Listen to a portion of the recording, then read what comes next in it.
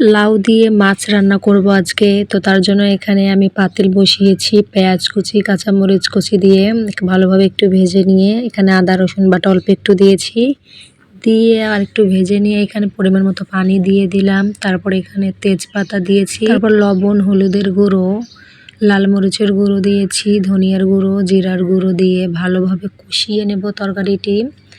তো এরকম করে কষিয়ে নেওয়ার পর এখানে লাউ দিয়ে দেব।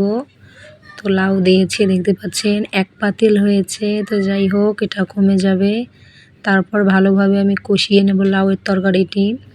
তো ভালোভাবে কষিয়ে নেওয়া হয়ে গেলে এখানে আমি পরিমাণ মতো পানি দিয়ে দেব।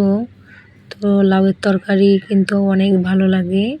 তো এইভাবে যদি মাছ দিয়ে রান্না করি তো বলাই যায় না, অনেক স্বাদ লাগে। তো এখানে পরিমাণ মতো পানি দিয়ে সিদ্ধ করে নেব আমি। তো তারপর এখানে মাছ আমি ম্যারিনেট করে রেখেছিলাম হলুদ লবণ দিয়ে। তো অন্য একটা কড়াইয়ে আমি ভেজে নিয়েছি মাছ। তো এদিকে আমার তরকারিটাও হয়ে গেছে। তো আমি কষিয়ে নিচ্ছি। তো কষানো হয়ে গেলে ভাজা মাছগুলো এর উপরে দিয়ে দেব। তো দিয়ে আমি আরেকটু নেড়েচেড়ে একটু পানিও দিয়েছি। তো আমার রান্নাটা কিন্তু একদমই হয়ে গেছে, দেখতে পাচ্ছেন কত সুন্দর লাগছে। তো ভিডিওটি কেমন লাগলো?